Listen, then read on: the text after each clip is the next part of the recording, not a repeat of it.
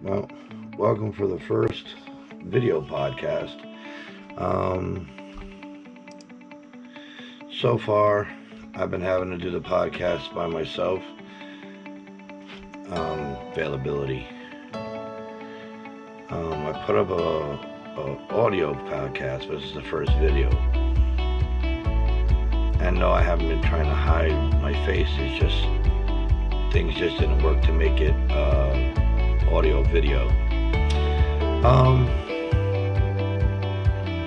As I said before, I am white, and I just don't get it. Everybody wants to, like, I was talking to someone I'm not gonna name, and they were saying to me, why is everybody still protesting? The 4 officers were being arrested and being charged. They got what they wanted. Why are they still protesting? It's not about the arrests. That's like a side to the meal. The real meal is police brutality, abuse of power, and the fact that it seems to do more targeting of anyone who's not white. I grew up in the ghetto of the Bronx, 32 years. I've seen some shit. Wish I'd make his skin crawl. Police officers used to threaten me when they went to the other side of the road and tell me if I don't do what they say, they're gonna take me to the hood and drop me off. And then they told me, you know what happened to a white boy like you? I laugh because it's where I grew up. So not much would happen to me. Not that it couldn't, but would, because I was not, I don't want to say known like everybody knows who I am, but I was known enough and I presented myself well enough that I didn't have to worry about any of that crap. So I used to giggle when they used to do that. It is definitely, in my opinion, targeted to environments that minorities are forced to live in. I've said it my whole life. I didn't know what to do about it. It was uncomfortable to be on YouTube. Like, I thought that was for skateboarders and surfers. Never had the money for all the equipment that I would need to do what I'm doing now. The money came in for these things, and now I'm doing it. Trying to make something of it. I'd like my brothers to be involved. One of our brothers happens to be African American, the other one happens to be Spanish. 3 of us could discuss this and give it a whirl from 3 different perspectives.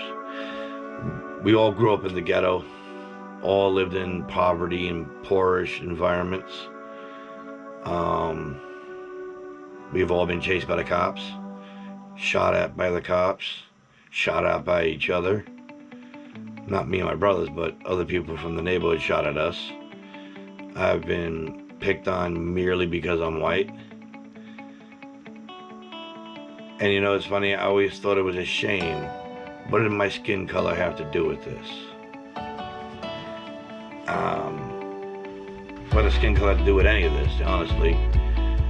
Your attitude and behavior makes you who you are, not your skin color or where you come from, in the sense of the land you come from.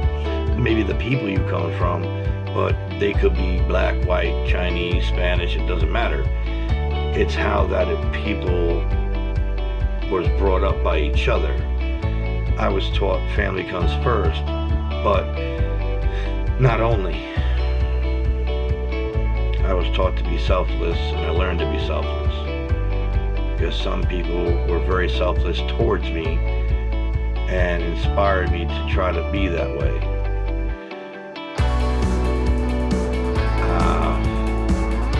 I don't think I have any white friends. Maybe 2 or 3. Most of my friends are from the ghetto I grew up in.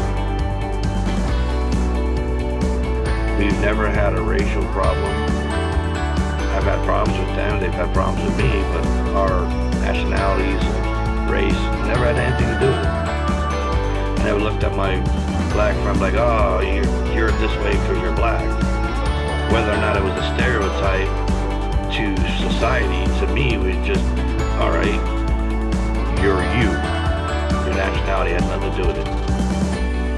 Same thing with my Spanish friends. It had nothing to do with it. For the most part, we never saw each other's color or where we came from nationality-wise. We only saw each other's attitude and how we treated one another. And if we stuck to our word, because we grew up with one rule. You say something, you do it. If you can't do it, don't say it. And that served me pretty well. I'm 41 now. I used to have, I don't know, a couple hundred friends growing up. At least what I thought they were my friends growing up. And it got whittled down to the truth. I've got, I don't know,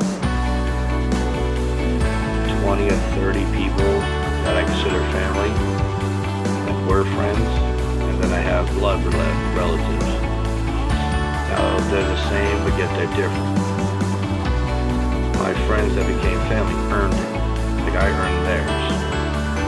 The family you're born into, they don't think they have to earn it. They think it's obligated because we share the same blood.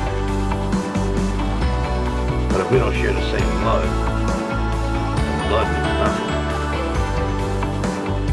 It just, you now know where you come from. But as a relationship, it means nothing. Because same thing with race. Race means nothing. It just so happens to be I'm white. So happens to be he's black or he's Spanish. That's not like, I want to grow up to be a white guy. So you know what? Let me be white. Oh, I decided to grow up to be a black man. Let me be a black man. No, we were born into that. Like they say, I didn't choose this life. I was given this life. My parents never asked me, do you want to be born? Any more than they asked me if I wanted to be black or white. I guess it's divine intervention that changed our color. But our personality is something we make. It's not something that's given to us. I mean, our phobias tend to be something given to us. Like scared of spiders or vacuums. My son was scared of vacuums. It took me 2 years to get him unafraid. Somebody, we're gonna not name them, she chased him with a vacuum, and ever since then, he's been paranoid of them. That was many, many moons ago. But his personality is something he chooses. He can choose to be selfless or selfish. It's that simple. I know there's gray area. We're getting there, but that's the simplest terms. If we all thought about ourselves, we'd be selfish, and the world would fall apart. As you can see, is falling apart. But if we all think about each other, the community, we prosper. I wasn't alive then, but even though there was race wars and violence, but there was still neighborhoods that if you were hungry, somebody would feed you if you didn't have food at your house. Now, you can't even walk past somebody without them looking at you funny, like, oh, you looking at my food? You want my food? Well, it becomes aggression versus, dude, I'm sorry, are you hungry? It's not about communities anymore. Communities went out the window. It's now all about me, me, me, me, me. It's the me universe. And I've watched a lot of me going around, and it makes my blood boil. I constantly get into that problem with my 11-year-old. But he's 11. So it is about me, me, me. That's all children know. But the problem is, that's what's going on now. Everybody's a child. Me, me, me, me, me, me, me. I can't reach the center of my back. And I don't know many people that can, that aren't really flexible. So we need help to do certain things. Like if I had an itch in the center of my back, I need a stick or somebody willing to scratch my back. But they're not going to scratch it for free. They're going to want something in return. Me to scratch their back because they can't reach it and they got an itch. If everything was working that simple, it wouldn't matter. But then you got all these people that love power. They love violence. They love to make a scene. Right now, everything reminds me of the movie 12 Angry Men. It's a very old movie for at least some youth. But in this movie, the people that were in the jury were discussing a case.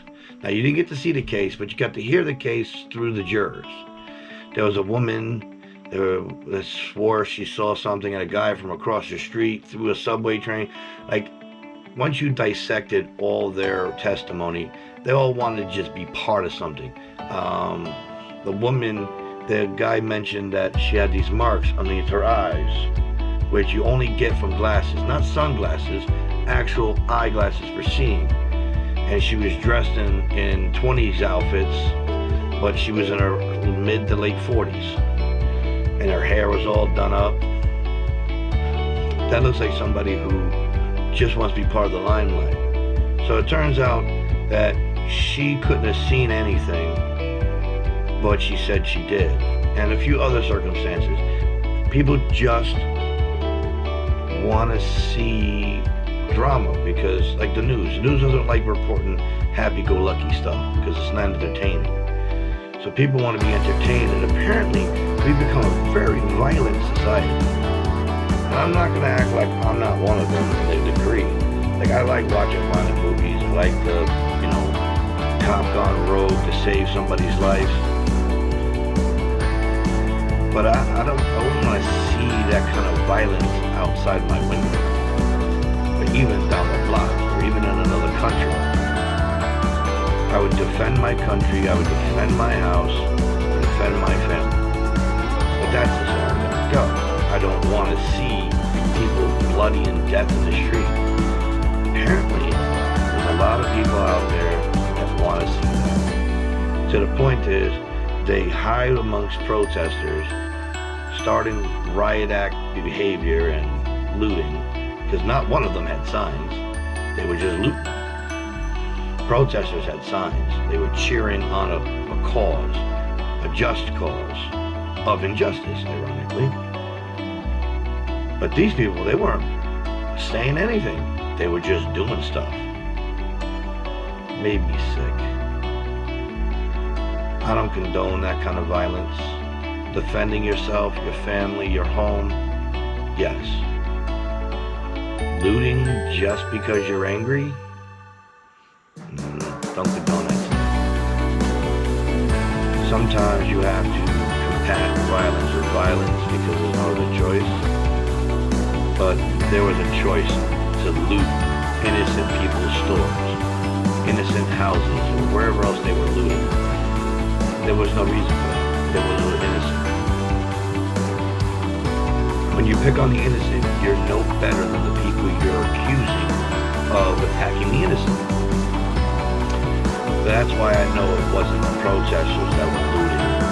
It was rioters and opportunists that were sneaking in the protest so they wouldn't get any blame and they'd be blamed on the protesters.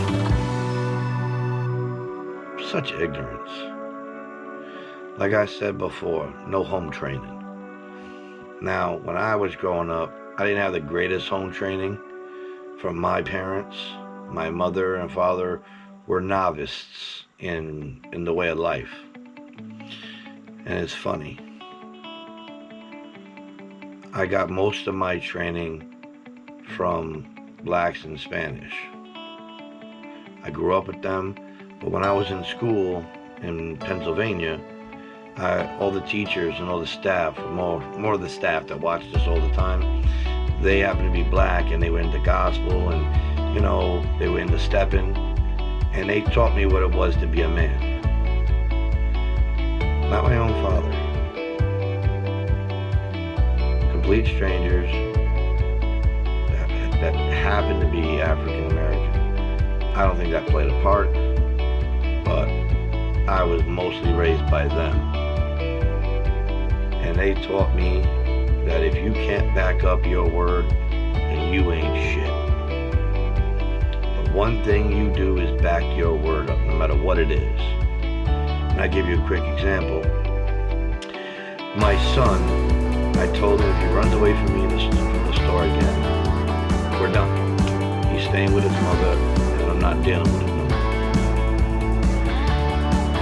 So, a couple years ago, he ran away from me for the last time. I called his mother, told her to come get him, and told him, you're done. I'll take you back and forth to school, but you're banned from my house. You're not going to show me and my house respect. You're not allowed. The very next day, my son, unfortunately, called me up crying because he was sad. He missed his daddy. He wanted his daddy back. I mean, I wasn't abandoning him, but he wasn't allowed in my house, and we weren't going to do anything fun. I'd take him to school, back and forth. I'll feed him, but that was it. Because he's got to learn respect. Do you know that my son called me up the next day promising me with his whole heart he would never, ever run away from me again? Do you know it's been 4 or 5 years now, and he's never done it again? Because when it comes to backing up your word, you unfortunately have to back up all your word. I gave him my word that this was going to be the consequences. He did it, and consequences had to be established. Yeah, I kicked an air compressor inside the store. My friend said I kicked it like 10 feet. I didn't know because I kicked it and I didn't pay any attention to it. I was so hurt that I wasn't going to see my son again. And I had to back up my word, or I'd never get any respect from him. He'd know he could walk all over me. And it was not one of the hardest things I ever had to do. But he never ran again. Sometimes tough love is necessary. You just gotta know when and what to do. And you ask him, my son will tell you, he deserves beatings, physical discipline, but he doesn't like it. And when you ask him why does he think he deserves it, because he misbehaves and he needs to be put in check. He'll tell you. That don't mean he likes it. Sometimes you have to discipline your child, your friend, yourself. They said it very clearly. Those 3 officers should have stopped him by any means necessary. They didn't stop the officer because he was an officer. That's not protecting your own. That's abusing someone else. Protecting your own is what the protesters did when the cop got lost from his squadron, and they protected him from the protesters or the rioters that wanted a piece of him.